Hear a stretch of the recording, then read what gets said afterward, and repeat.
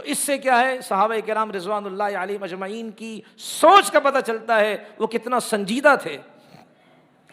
اب تیسرا آج کی جنگ کے اعتبار سے عین التمر، معرکہ عین التمر، خالد بن ولید رضی اللہ تعالی عنہ اب یہاں سے کیا ہے معرکہ عین التمر کی طرف روانہ ہوئے، اور عین التمر ایک علاقے کا نام ہے، ان کو بھی پتہ چلا تو انہوں نے کیا کیا، اس میں ایک آدمی تھا مہران ایک آدمی تھا، تو اس نے کیا ہے باقاعدہ کیا ہے اپنے وہ تیار کیا اپنے آپ کو، اور اسی مہران سے ملاقات کی عقہ بن ابی عقہ، بعض کتابوں میں عقبہ ہے لیکن زیادہ کتابوں میں جو لکھا ہے عقہ بن ابی عقہ، یہ ملا، اس مہران سے ملا، اور وہ مہران سے ملا، مہران وہ فارسی النسل ایرانی، اور یہ عقہ بن ابی عقہ یہ عربی ہے، عرب عیسائی ہے۔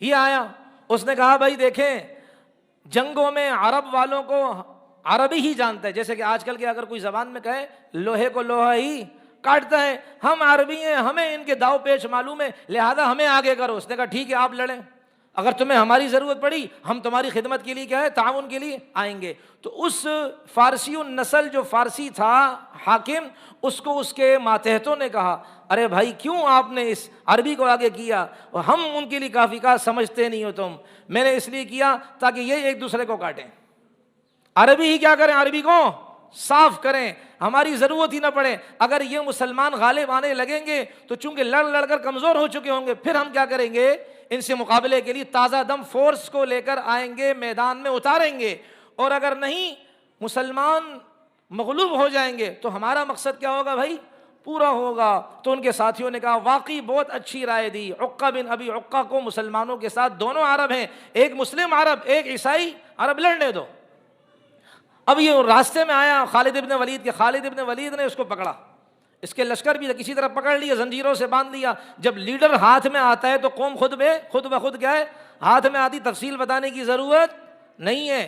تو اب جب لیڈر ہاتھ میں آ گیا، اس کو زنجیروں سے، اب اس کے اشاروں سے پوری قوم کو نچایا جاتا نہیں جاتا، اب لیڈر کو کیا کر دیا، باندھ دیا خالد ابن ولید رضی اللہ تعالیٰ عنہ نے، اور پھر ساری قوم سرنڈر ہو گئی، اور ساری قوم کیا ہے جھک گئی مسلمانوں کے سامنے۔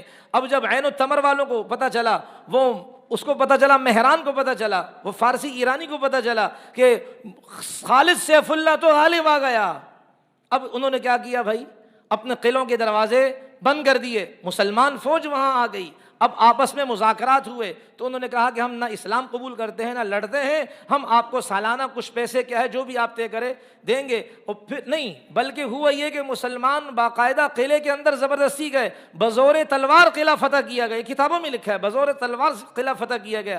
اب مسلمان فوجیں اندر داخل ہوئیں، اور ان حامان وغیرہ جو ہیں یہ ان مہران، ان کو قتل کیا گیا، اور وہاں ایک چرچ تھا، چرچ دروازے اس کے بند تھے، اندر 40 بچے موجود تھے چرچ کے اندر، ان چرچ کے دروازے کو توڑا گیا، بچوں کو لیا گیا، قتل نہیں کیا۔ یہ مسلمان کی شان نہیں ہے بچوں کو قتل کرنا، یہ غیروں کی سازشیں ہوتی ہیں مسلمان کو بدنام کرنے کے لیے۔ خالد ابن ولید رضی اللہ عنہ نے اب بڑے بڑے جو عہدوں پر جو صحابہ تھے، جرنیل وغیرہ تھے، بچے ان کو دیے تاکہ ان بچوں کو صحیح خطوط میں ان کو پالا جائے اور ان کو ایک اچھی سوچ دی جائے تاکہ کیا ہے یہ بچے تعلیم حاصل کریں۔ چنانچہ آپ نے سنا ہوگا علامہ ابن سیرین کا نام سنا ہے آپ نے، بہت بڑے خواب بتانے والے، ابو بکر صدیق رضی اللہ عنہ کے بعد امت میں اگر کسی کا خواب کے اعتبار سے کوئی تیز تھا، اللہ نے جو مہارت دی ابن سیرین رحمۃ اللہ علیہ کو دی کہ وہ خواب بتانے کے بڑے ماہر تھے، اللہ نے ان کو اس پر بڑی صلاحیت عطا فرمائی تھی۔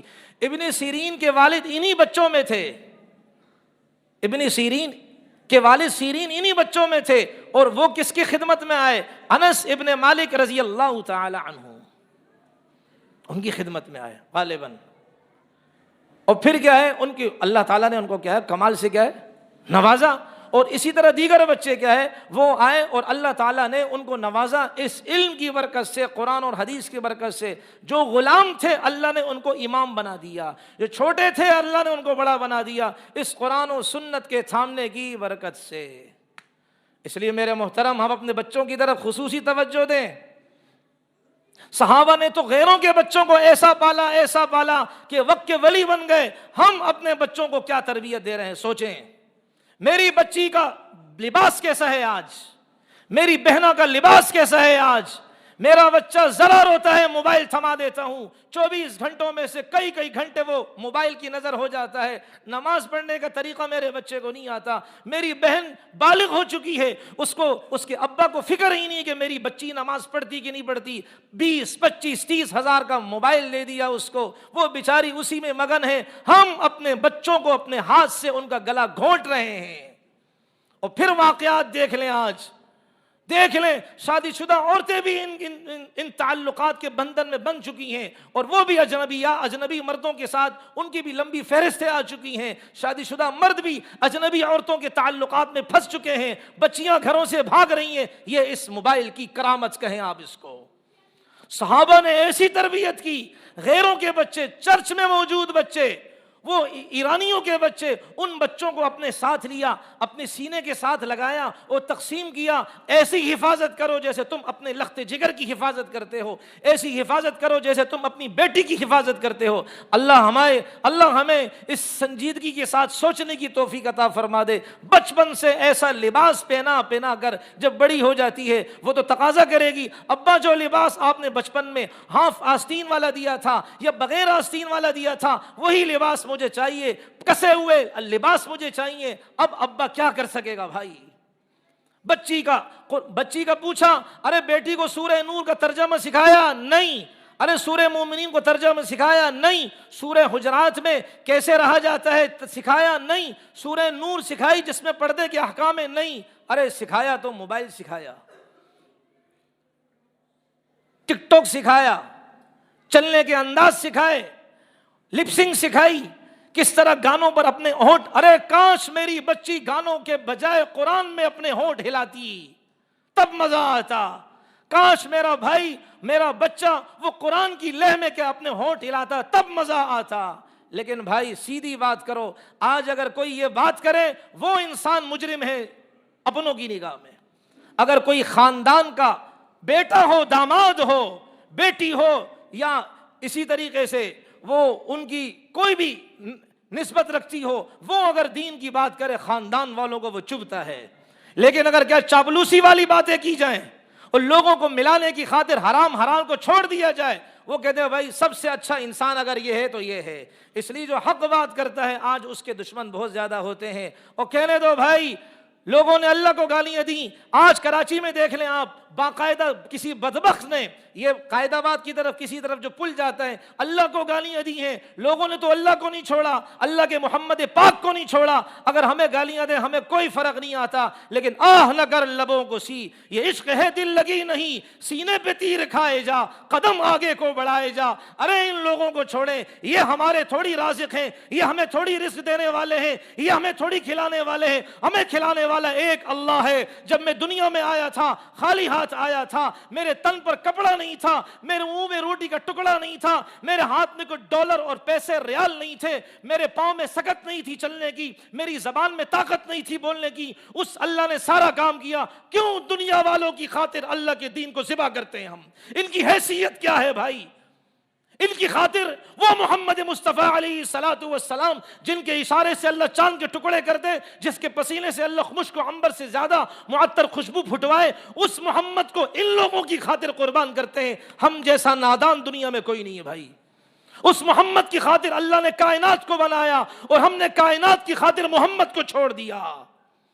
اس محمد کی خاطر اللہ نے چاند کو خوبصورتی دی اور ستاروں میں اللہ تعالیٰ نے تابانی دی، سورج کو اللہ نے طاقت دی۔ اس محمد کی خاطر دریا میں اللہ نے روانی کو پیدا کیا، اس محمد کی خاطر سمندروں کی لہروں میں اللہ نے جوانی ڈال دی، اس محمد کی خاطر جنت کو اللہ تبارک و تعالیٰ نے مہکا دیا۔ وہ محمد ہنسے تو جنت کھل جائے، وہ غصے میں آئے دوزخ کی آگ بھڑک اٹھے۔ اس محمد کو دنیا کی خاطر ہم نے چھوڑ دیا، اس محمد کو دنیا والوں کی باتوں کی خاطر چھوڑ دیا۔ ہم جیسا نادان نہیں ہے بھائی دنیا میں۔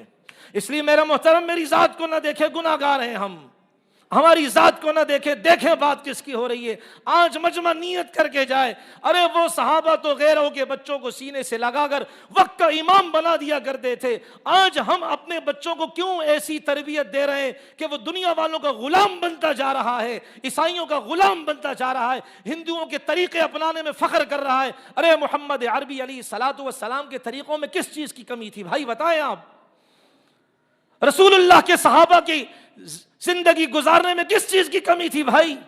کوئی کمی نہیں تھی. اس لیے آج پورا مجمع میں آپ کے سامنے ہاتھ جوڑ کر کہتا ہوں، آج نیت کریں، جو اولاد والے ہیں وہ بھی نیت کریں، جو اولاد والے نہیں اللہ ان کو اولاد عطا فرمائے، نیک تندرست اولاد عطا فرمائے، جن کے رشتے نہیں ہو اللہ بہترین رشتوں کا انتخاب فرمائے. نیت کریں، گردن کٹ سکتی ہے اب انشاءاللہ اس تن سے محمد الرسول اللہ کی سنت نہیں کٹے گی انشاءاللہ. شادی بیاہ سے ہمارے نبی کے طریقے نہیں کٹیں گے. ارے کتنا رونے کا مقام ہے، اس اللہ سے بیٹی کے لیے رشتے مانگتے ہیں، اس اللہ سے بیٹے کے لیے رشتے مانگتے ہیں، اس بیٹا نہیں ہوتا 10 سال بعد ہوتا ہے. کتنا اللہ سے مانگ مانگ کر جب بیٹا پیدا ہو گیا، بیٹی پیدا ہو گئی، مسجد کے سامنے فنکشن کرتے ہیں. اس اللہ کے جلال کو غصہ آئے گا کہ نہیں آئے گا؟